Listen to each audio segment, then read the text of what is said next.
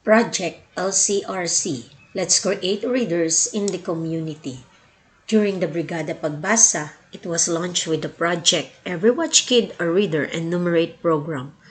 This is to ensure the success of DepEd's Bawat Bata, Bumabasa. How are honesty and time management intertwined?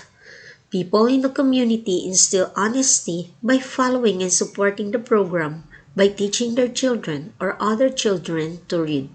In the barangay, a reading center is also being established.